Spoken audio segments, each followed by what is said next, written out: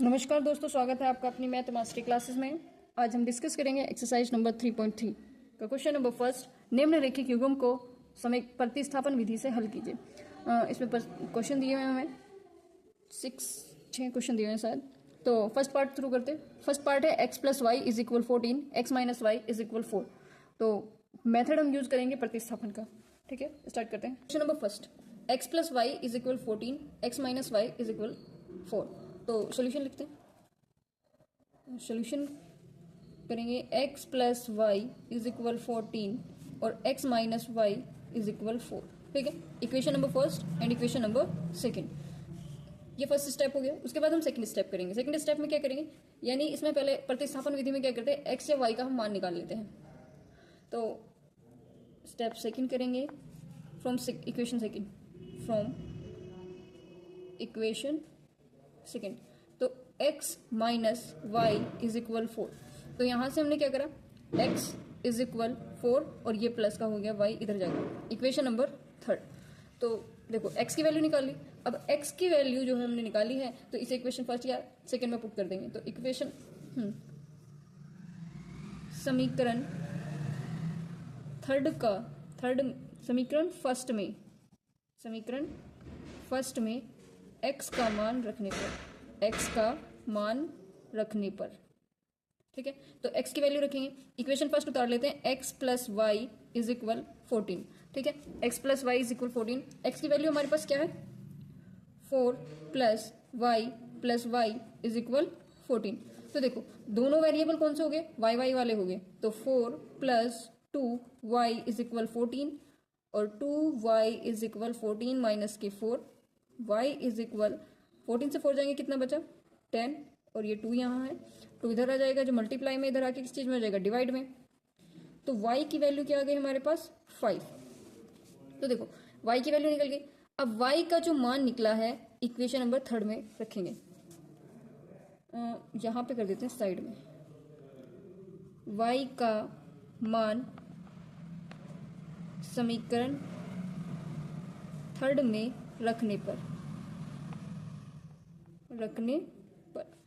x is equal 4 plus Y, तो x बराबर 4 plus 5। तो x की वैल्यू क्या आ गई हमारी, 9। तो x की वैल्यू 9 आई है और y की वैल्यू 5 आई है। तो प्रतिस्थापन में क्या होता है, पहले x का मान निकाल लेते हैं, फिर y का निकाल लेते हैं, x को अलग सेपरेट करके और y को अलग। ठीक है। तो क्वेश्चन नंबर सेकंड पार्ट करते हैं इसका, थर्ड का सेकंड पार्ट हमें दिया हुआ है, डाल लेते हैं। s माइनस के t इज इक्वल 3 और s अपॉन 3 प्लस के t बाय 2 और इज इक्वल 6। वैसे ही डालेंगे सोल्यूशन स्टार्ट करते। तो s माइनस के t is equal 3, equation number first, और s एलसीएम ले लेते हैं इसका, सीधा एलसीएम लेंगे तो कितना आ जाएगा, 3 और 2 का एलसीएम आएगा हमारा 6 प्लस, और ये हो गया हमारा t। तो देखो 3 के टेबल में 6 कितने टाइम में आता है, 2 टाइम में, और 2 के टेबल में 6 कितने टाइम में आएगा, 3 टाइम में। इज इक्वल कितना हो गया हमारे पास, 6 हो गया। तो 2s प्लस के 3t इज इक्वल, ये 6 है और ये 6 इधर आके किसका हो जाएगा, मल्टीप्लाई में आ जाएगा। ठीक है, 2s प्लस के 3t इज इक्वल 36। ठीक है, तो इसे हम क्या मान लेंगे, इक्वेशन नंबर सेकेंड। अब क्या करें, s की वैल्यू निकालनी है। देखो इसमें तो 2s और 3t दिया हुआ है, तो इक्वेशन फर्स्ट में क्या दिया है, s और t, यहां से हम सीधा वैल्यू निकाल लेते हैं। समीकरण फर्स्ट से तो s माइनस के t इज इक्वल 3, तो यहां से हमने s इज इक्वल 3 प्लस के t, इक्वेशन नंबर थर्ड। यहां से अब क्या करेंगे, s की जो वैल्यू है समीकरण नंबर 2 में पुट कर देंगे। s का मान समीकरण 2 में रखने पर, ठीक है। जब s का मान समीकरण 2 में रखते हैं तो 2 और समीकरण 2 उतार लेते हैं पहले, 2s और 3t इज इक्वल 36। ठीक है, तो 2s की वैल्यू क्या दी है, 3 प्लस के t प्लस 3t और इज इक्वल 36। इसे अंदर सोल्व करते हैं। तो 2 3 जा 6 plus 2t plus 3t is equal 36। तो 36 में 6 इधर पहुंचा देंगे, ये हो गया हमारे पास 5t इज इक्वल 36 और माइनस के 6। तो 5t इज इक्वल हो गया 30 और t बराबर कितना हो जाएगा 6। तो t की वैल्यू हमारे पास निकल गई और t का मान समीकरण थर्ड में रखने पर, t का मान समीकरण थर्ड में रखने पर,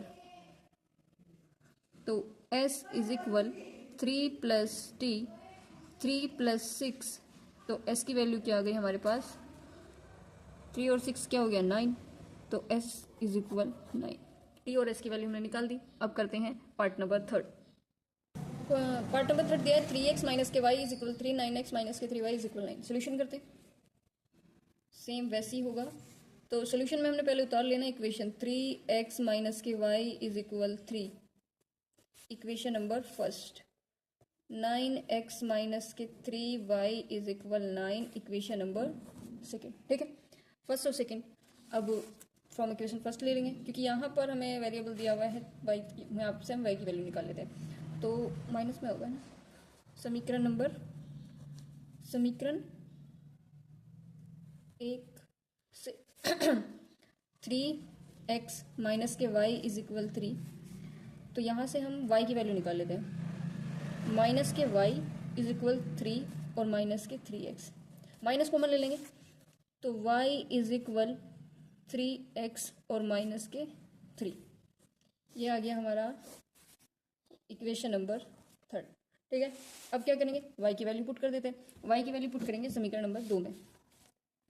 y का मान समीकरण 2 में रखने पर, समीकरण 2 में रखने पर, ठीक है, तो 9x minus k 3y is equal 9, तो 9x माइनस 3 इंटू वाई की वैल्यू हमारे पास 3x माइनस के 3 इज इक्वल 9। ठीक है, तो 9x इज माइनस के 3 3 जा 9x, माइनस प्लस माइनस और माइनस माइनस प्लस के 9 इज इक्वल 9।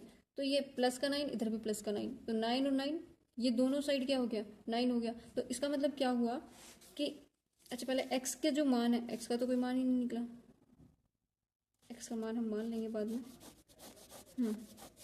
तो इसे हम क्या कहेंगे, यह एक सत्य कथन है, यानी कि ये आइडेंटिटी है, दोनों सेम सेम आ रहे हैं, तो ये क्या हो गया, ये एक सत्य कथन है, ये आइडेंटिटी है। इसका मतलब क्या है कि ये दोनों समीकरण ही एक ही रेखा को दर्शाते हैं, यानी कि अनंत समाधान होंगे। तो इसमें क्या करेंगे, x इज इक्वल क्या मान लेंगे, t मान लेंगे। x जो है, x की वैल्यू क्या मान लेंगे हम, t मान लेंगे, लेट कर लेंगे t। तो देन x की जो वैल्यू है इक्वेशन नंबर थर्ड में पुट कर देंगे। इक्वेशन नंबर थर्ड जो है हमारी है y is equal 3x minus के 3, तो x की जगह हमने क्या लिख दिया, y is equal 3t minus के 3 और x बराबर हमने t मान लिया। ठीक है, तो नेक्स्ट करते हैं फोर्थ पार्ट।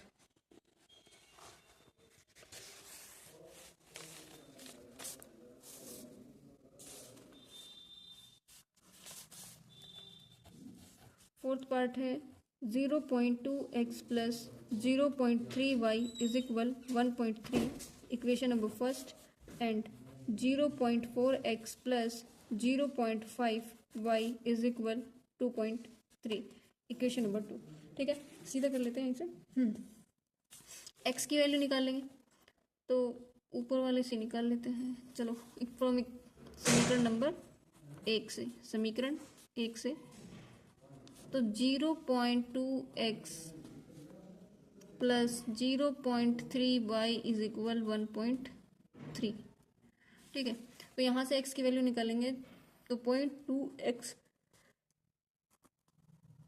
1.3 और माइनस का 0.3y। ठीक है, तो 0.2 अगर हम इधर पहुँचा दें तो x is equal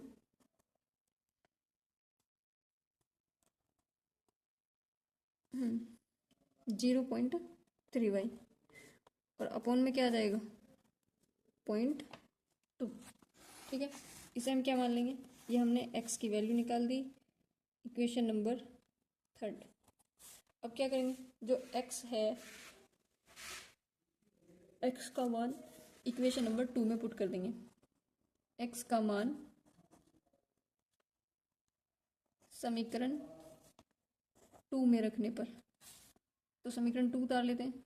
0.4x plus 0.5y is equal 2.3।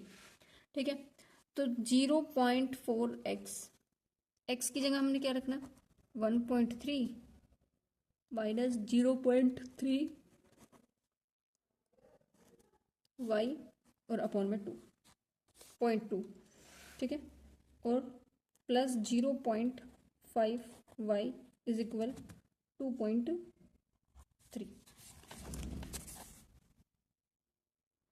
ठीक है, अब देखो 0.2 से ये 2 टाइम कट गया तो बचा क्या 2, वो भी पॉइंट का, 1.3 minus 0.3y is plus 0.5y is equal 2.3। देखो अंदर मल्टीप्लाई कर देंगे, 13 2 जा 26 यानी 2.6 0.6y plus 0.5y is equal 2.3। ठीक है, तो देखो माइनस का है, ये प्लस का है, तो बचेगा क्या, माइनस का y,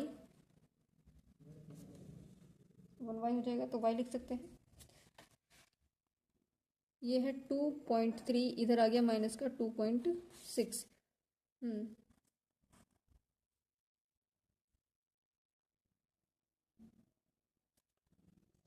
तो देखो 2.6 में से 2.3 घटा देंगे, 2.6 में से 2.3 माइनस करेंगे, 2.6 में से 2.3 माइनस होगा तो 0.3, वो भी माइनस के, माइनस से माइनस कट हो गया, तो y इज इक्वल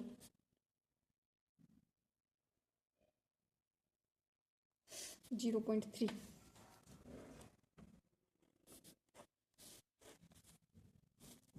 ठीक है, अब y का मान इक्वेशन नंबर 3 में पुट कर देते हैं।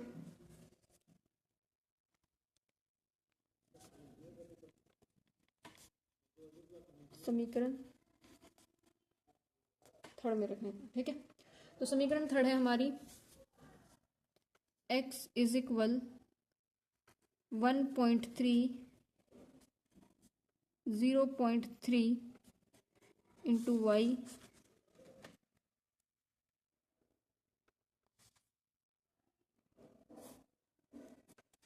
बाय 2, वो भी पॉइंट का। ठीक है, तो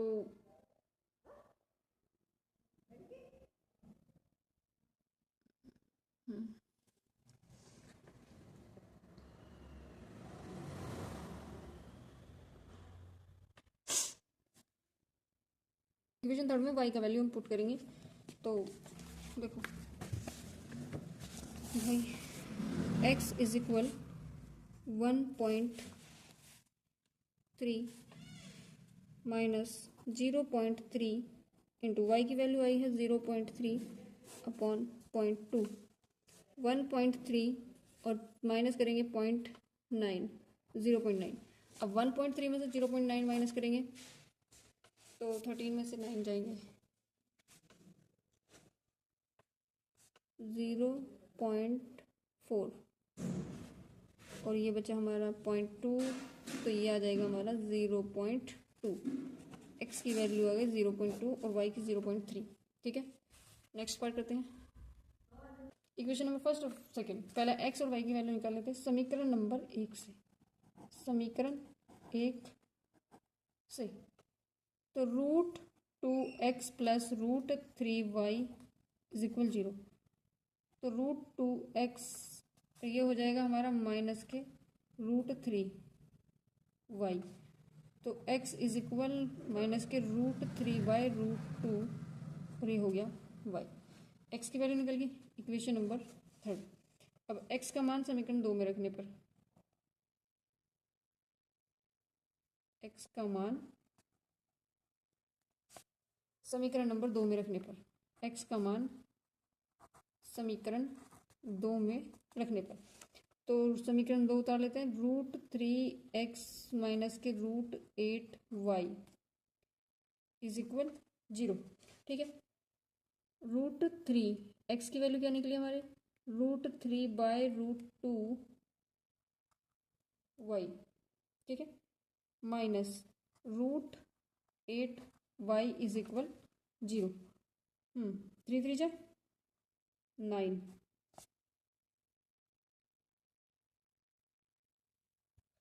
सॉरी 3 3 जा 9 नहीं होगा, √3 की √3 में मल्टीप्लाई कर देंगे तो क्या आ जाएगा 3y अपॉन में √2 माइनस के 8y, यहाँ 1 मान लेते हैं और ये 0। तो देखो दोनों का क्या आ जाएगा, एलसीएम ले लेंगे। अब हमारे पास क्या 3y √2 माइनस के √8y और अपॉन में 1, तो क्या आ जाएगा, दोनों नंबर्स का हम एलसीएम ले लेते हैं। दोनों नंबर का जब हम एलसीएम लेंगे तो √2 3y माइनस √8y इंटू में √2 इज इक्वल 0 चल रहा था। अब देखो 3y और 8 टू जो 16 और 16y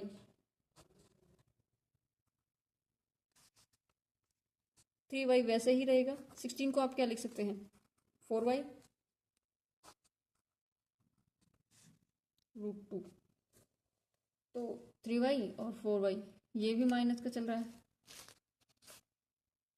ये हो गया हमारा माइनस के 7y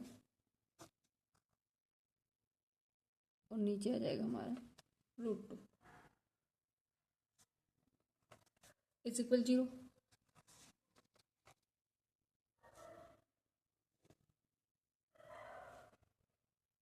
देखो क्रॉस मल्टीप्लाई करेंगे 0 आ जाएगा और 0 को किसी नंबर से डिवाइड करेंगे तो क्या आ जाएगा 0। तो y बराबर क्या आ गया 0, और y की वैल्यू समीकरण थर्ड में रखने पर x इज इक्वल √3 अपॉन में √2 इंटू में y, तो वैल्यू पुट करेंगे तो s बराबर क्या आ जाएगा 0।